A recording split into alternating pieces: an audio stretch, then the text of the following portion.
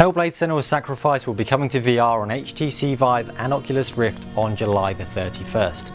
Now this isn't just an add-on or some DLC, this is the full Hellblade game as a standalone VR experience.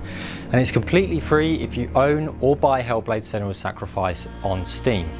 We recommend a minimum of an nvidia GTX 1080 graphics card, and in this update we'll tell you how the VR SKU came to be.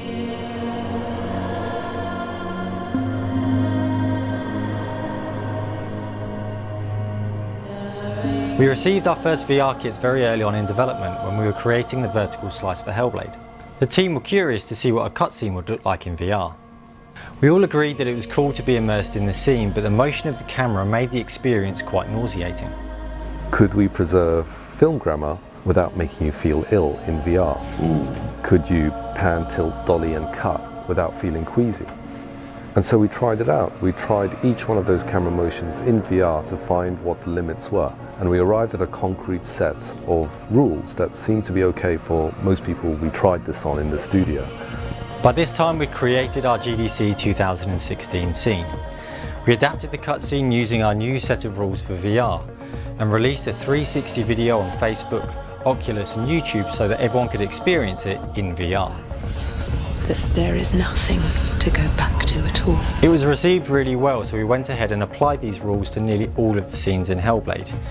Some of the scenes work better in 2D for technical or for dramatic reasons. Another major challenge early on was how do you do free roaming third-person movement in VR, because at the time most games were sticking to first-person teleportation movement, which wouldn't have been Hellblade.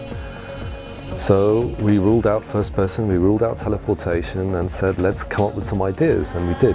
And we prototyped these ideas. And out of a dozen or so prototypes, we came up with one that sort of stuck as interesting. And this was to use Senua as a frame of reference for movement, so you didn't feel too queasy moving forwards and backwards, but then to use head steering to control her turning.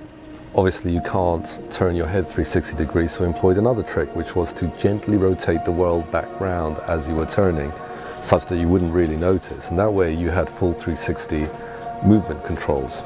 Encouraged by these experiments, a tiny team continued to solve VR issues alongside the main Hellblade development. Over the months, we found solutions for traversal, puzzles and combat. But the biggest challenge facing us by far was frame rate, because if we couldn't run at 90 frames a second on a very well-spec PC for VR, this project didn't have a chance to see the light of day. We optimized the art, shaders, characters, landscapes, post-processing effects, anything we could to get us to 90 frames a second, including switching to a forward renderer. And we got there, but it took 2 years of hard effort. But it was worth it, because the optimizations we did to the VR version of Hellblade also benefited the non-VR version, which is why Hellblade looks so good and runs so well on reasonably spec PCs and consoles. Why did we do this? Well, there was never really a good business case for Hellblade VR. We did it out of curiosity and out of the desire to find out more about VR, and because we thought that the final experience would be something cool for our fans. And that's why we're giving it away for free, so that as many people can experience it as possible. Oh my god. With Hellblade and with our future games from now on, our philosophy for development has changed. It's more about following your nose, being curious and really trying to acquire new knowledge and new expertise, because we truly do believe that exploring new paths opens new opportunities to really find innovation and those new experiences. So stay tuned.